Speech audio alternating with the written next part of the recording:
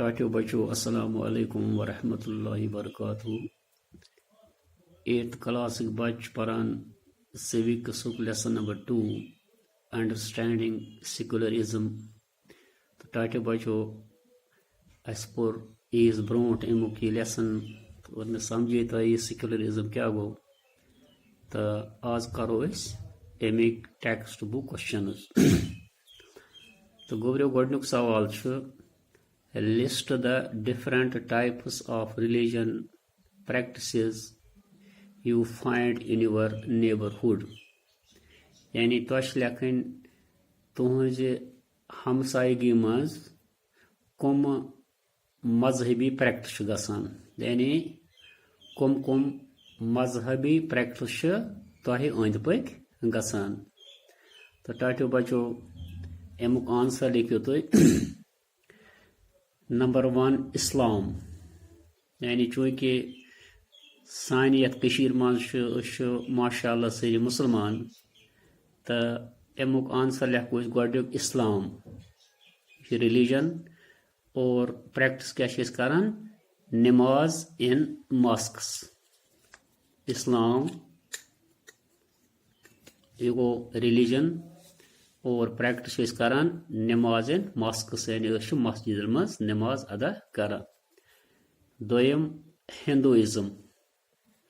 Hinduism Amik practice गई पूजा इन मंदिर या टेम्पल्स त्रेयम सिखिज्म यानी साई कशीर मज हिंदू तो सिख तो सिख क्या करान अरदास या कीर्तन इन गुरुद्वारा अरदास या कीर्तन इन gurdwara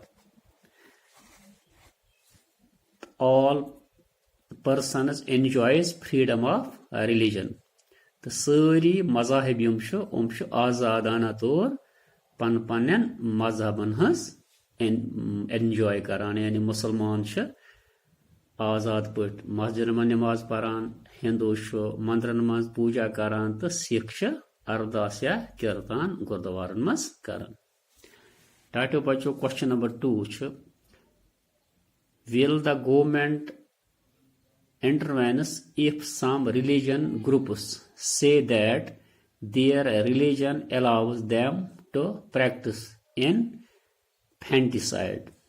Give reason for your answer. The answer is yes, because in India freedom of religion is given to all the person residing in India. The government does not interfere in the religious matters of any community.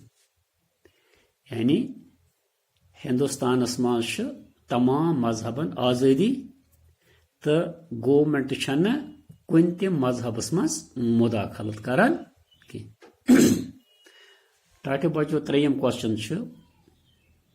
Complete the following table तुज किताब मज table दित और यह complete कर table गोडनुक हिस्स तथ मज objectives बह one religion community does not dominate another.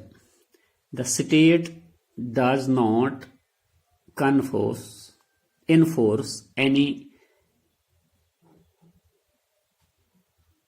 any particular religion nor take away the religious freedom of individuals. That some members do not dominate other members of the same religion community. और दोयम table why is this important? Why this is important? अमुक answer freedom of religious. This is the essence of secularism. To maintain separation of religion from state, sexual state. Freedom of religious based on the principle of equality. Penchum chitre objective chitre oman tren objective sa you are can answer lekhun. Pat treyam column touch din example yani godyuk shu one religion community does not dominate another. Of your lekhun Jewish of Israel treat Muslims and Christian very badly. और तो छु जानान कि हाल हाल सपुत Israelis मज यम तदि हुत छ तुम आय मुसलमान सत को तुम वारिया आय तुम badly वारिया बुर सलूक आव तुमन करन मस्जिद अक्सस मज तुम नमाज पढ़ा और पत आय तुम यहूद तौर और तत कर तुम वारिया शहीद और वारिया आय जख्मी कर जीविश गई यहूदी इथे पे दोयम objective the state does not enforce any particular reason nor take away the religious freedom of individual जो पुर तय ऑब्जेक्टिवस मज और अमिच एग्जांपल छ the state is intervening in the religion in order to end a social practice that is untouchability. और तो पता कि हिंदुस्तान मज कौम यमन सत बिल्कुल न तुहद गसान न तुहद तुम कंस दिवान और तुम सत बैड सलूक कर तुम वन अनटचबिलिटी. त्रेयम that some members do not dominate the members of the same religious community.